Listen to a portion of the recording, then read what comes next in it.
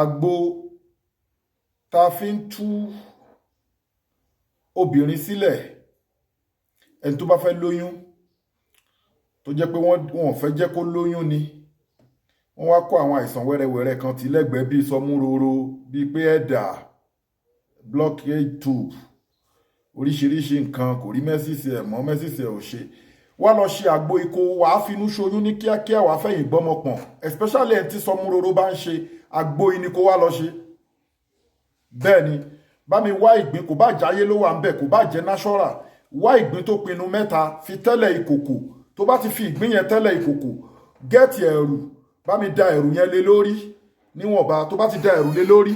gẹ́ẹ̀tì àìdán ó ti rí bá mi kó àìdán méje àbí jù bẹ́ẹ̀ lọ kó lé lórí bẹ́ẹ̀ wá bá mi wá ewé bá mi gẹ́ẹ̀tì kànáfùrù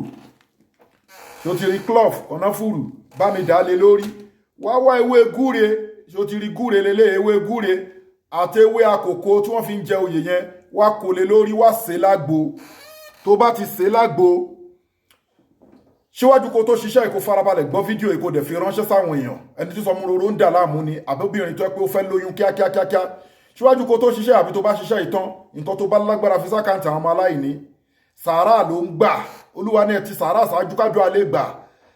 account number ní fáwọn ọmọ aláìní 0123214254 account number fáwọn aláìní 0123214254 Global Dahiratu Dhikrlahi Islamic Organization Wema Bank of Nigeria ají ní umura ní ẹ̀yin tẹ́ fi ń ṣe sàárà ẹgbẹgbẹ Global Dahiratu Dhikrlahi Islamic Organization small but mighty gbogbo ẹni tẹ́ bá nípe ní níjà lórí àìsàn kan sí kejì àbáyé ń dàyàn láàmú ẹ wọ́sọ̀pù health and spiritual department wa wọ́sọ̀pù wa lórí nọ́mbà yìí +2761295638 àgbo yìí wàá máa mú láàárọ̀ wàá máa mú lálẹ́ wàá máa mú àgbo yìí láàárọ̀ wàá máa mú lálẹ́ o tún lè bu àgbo yìí kó máa mú kó máa fi mọ́ọ̀pù gbogbo ara ẹ especially ẹni tó yí sọmúroro ṣe kó máa fi mọ́ọ̀pù breast ẹ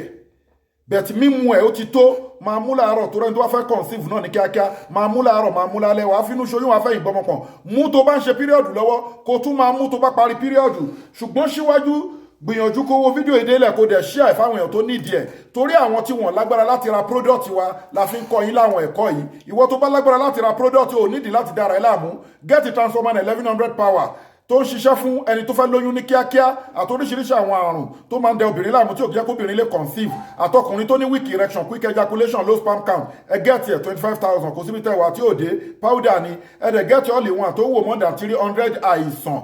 gbòógì láti India láti China lápapọ̀ síbẹ̀ ẹni tó ń forí kókó alátakùn tó ń jẹun lójú oorun tó ní ìbálòpọ̀ lójú oorun